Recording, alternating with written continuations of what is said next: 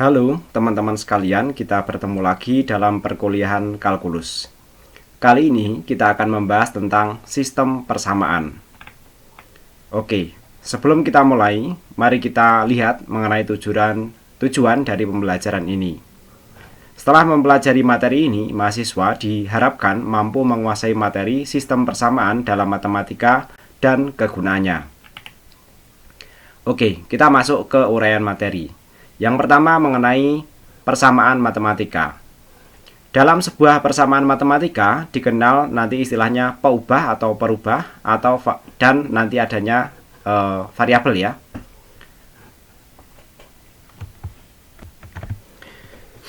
Ini nantinya adalah lambang atau simbol yang digunakan untuk menyatakan sembarang anggota suatu himpunan.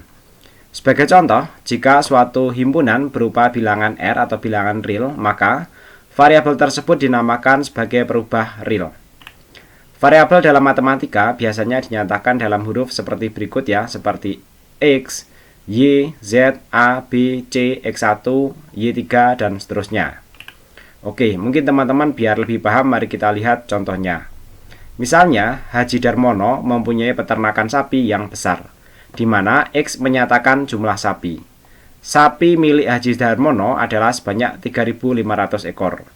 Kemudian nanti dalam kasus berikutnya ya, maka pernyataan sapi milik dari Haji Darmono ya bisa dituliskan sebagai X sama dengan 3.500.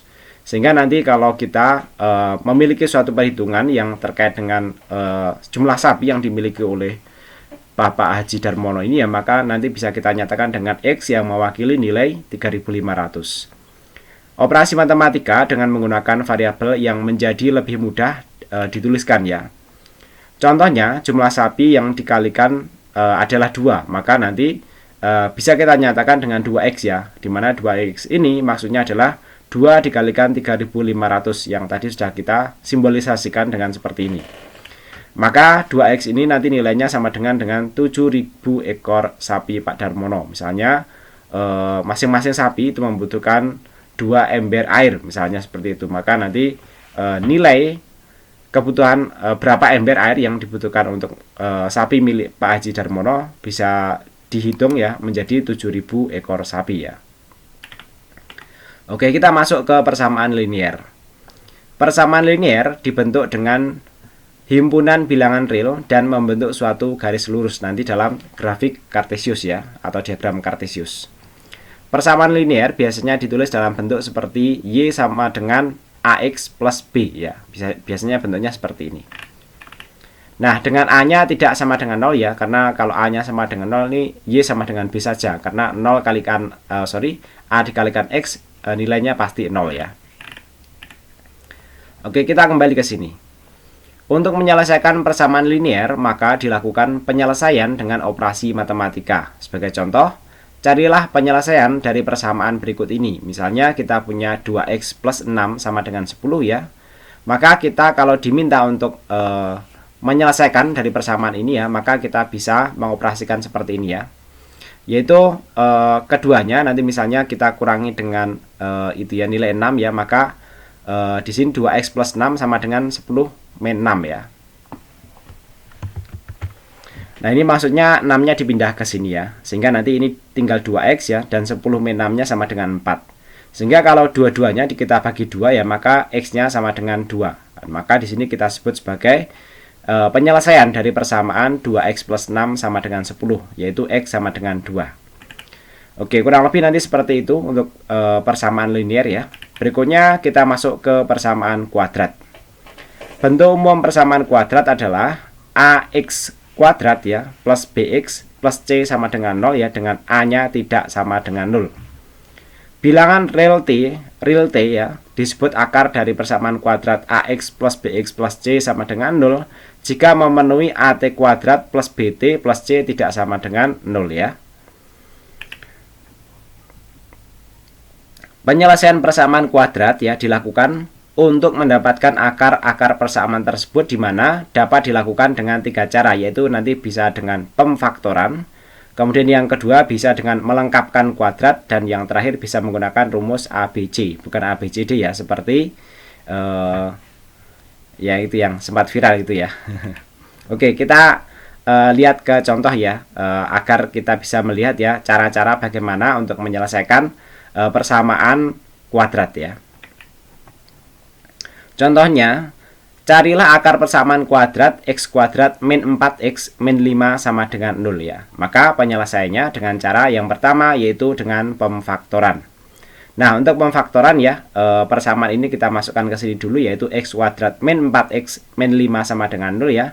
Kemudian ya, faktor ya, atau kalau kita gampangannya itu ya, berapa sih bilangan ya, atau itu ya, operasi matematika yang menghasilkan x kuadrat min 4x min 5. Nah, ini kan sebenarnya ini itu ya, perkalian dalam aljabar ya, sehingga nanti kita bisa mendapatkan faktor x min 5 dikalikan x plus 1 sama dengan 0 ya. Nah, jadi nanti teman-teman bisa cek ya, x kali x itu kan nanti x kuadrat ya, kemudian x kali 1 itu nanti sama dengan x ya, kemudian min 5 dikalikan x itu min 5, artinya 1 min 5x ya tambah x itu sama dengan min 4x ya. Kemudian min 5 ditambah dikalikan dengan 1 itu sama dengan min 5 ini ya. Sehingga nanti ini relevan ya pemfaktorannya. Sehingga nanti dengan persamaan seperti ini ya, maka diperoleh x1-nya sama dengan 5 dan x2-nya sama dengan min 1 ya. Karena ini kalau dipindah ke sini ya,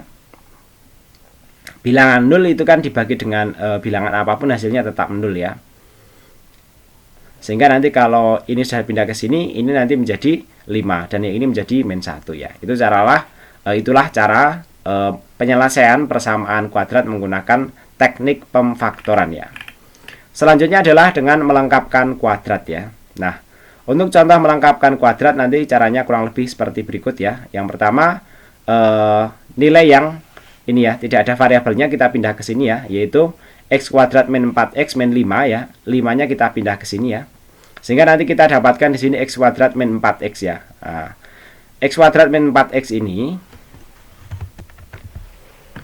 bisa kita rubah bentuknya menjadi seperti ini ya, yaitu x min 2 kuadrat min 4 ya. Karena x min 2 kuadrat itu kan sama dengan x kuadrat min 4x kemudian plus 4 ya. Kemudian kita min lagi dengan 4, maka 4-nya akan hilang ya. Sehingga nanti persamaan ini nanti ekuivalen dengan persamaan yang di sini. Setelah kita sampai di sini ya, maka min 4-nya nanti bisa kita pindah ke sini ya, sehingga nanti di sini bisa plus 4 ya, sehingga menjadi 9 ya. Kemudian kita mendapatkan persamaan seperti ini, yaitu x min 2 dikuadratkan sama dengan 9 ya. X min 2 dikuadratkan sama dengan 9 itu nanti sama saja dengan x min 2 kemudian sama dengan plus minus 3 ya. Nah, karena di sini plus minus 3 ya, maka kita akan mendapatkan dua nilai, yaitu x sama dengan 2 plus 3 dan x sama dengan 2 min 3. Untuk x sama dengan 2 plus 3 itu kita mendapatkan nilai 5, sedangkan x min 3 itu kita mendapatkan min 1. Nilai-nilai penyelesaiannya ya sama dengan cara yang sebelumnya, yaitu 5 dan min 1 ya. Kemudian cara yang terakhir yaitu dengan menggunakan rumus ABC ya. Nah, untuk menggunakan rumus ABC ya, kita masukkan dulu ya, kita lihat ya tahap-tahapan untuk penyelesaian dengan menggunakan rumus ABC ya. Nah, di sini persamaan kita adalah x kuadrat min 4x min 5 sama dengan 0 ya. Kemudian kita analisis di sini ya. A-nya ini adalah 1 ya, karena ini kan 1x sebenarnya ya. Kemudian B-nya adalah min 4 ya, ini nilai ini ya. Kemudian C-nya adalah min 5 ya. Nah, setelah kita mendapatkan nilai-nilai ABC-nya ya, kita gunakan rumus ya, x12 sama dengan min B ya. Min B nilai ini ya, kemudian plus minus A akar ya, kemudian B kuadrat min 4AC ya. Ini B kuadratnya adalah min 4 itu sendiri ya, kemudian min 4 ya, kemudian A, kemudian ini C ya, C nya adalah min 5 ya.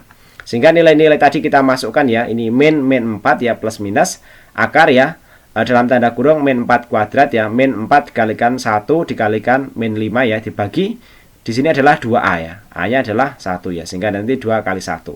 Sehingga di sini didapatkan ya, x12 sama dengan 4 plus minus akar 36 ya. Kemudian dibagi 2 ya. Akar 36 itu nanti kita dapatkan nilai 6 ya. Sehingga nanti x12 sama dengan 4 plus minus 6 dibagi 2. Nah, maka nanti kita akan mendapatkan dua nilai ya. Hasil akarnya ya, kurang lebih ya, x1 sama dengan, kalau yang plus ya, itu kali 4 tambah 6 kan 10 dibagi 2 sama dengan 5. Sedangkan yang minus ya, ini adalah 4 dikurangi 6 itu min 2 ya, dibagi 2 sama dengan min 1. Sehingga nanti nilainya adalah 5 dan min 1. Lagi-lagi sama ya dengan cara sebelumnya, yaitu 5 dan min 1, dan yang ini juga 5 dan min 1 ya.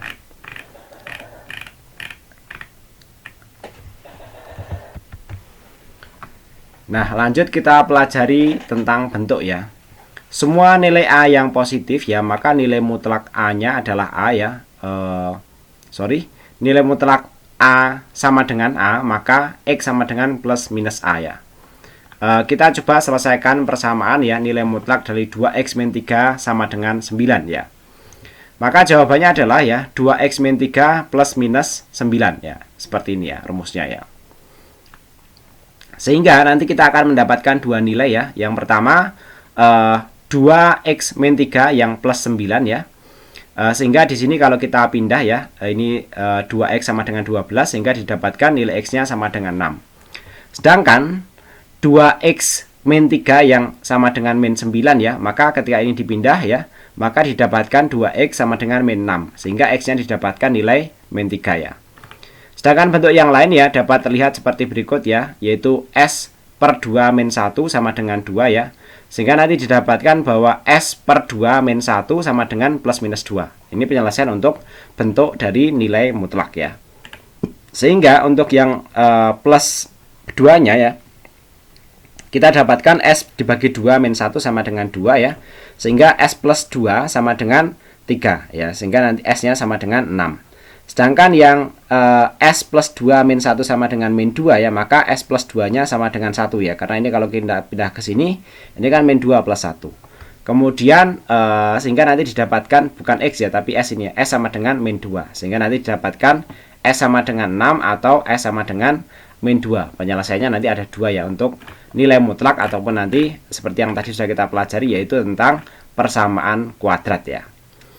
Baik, saya kira demikian ya untuk materi pokok kita kali ini ya. Teman-teman, di sini ada latihan ya. Silahkan coba diselesaikan dan didiskusikan di dalam kelas ya. Dan ikuti arahan dari dosen koordinator masing-masing cabang. Demikian untuk materi utama kali ini. Mudah-mudahan dipahami dan bermanfaat. Sampai ketemu lagi pada video pembelajaran berikutnya.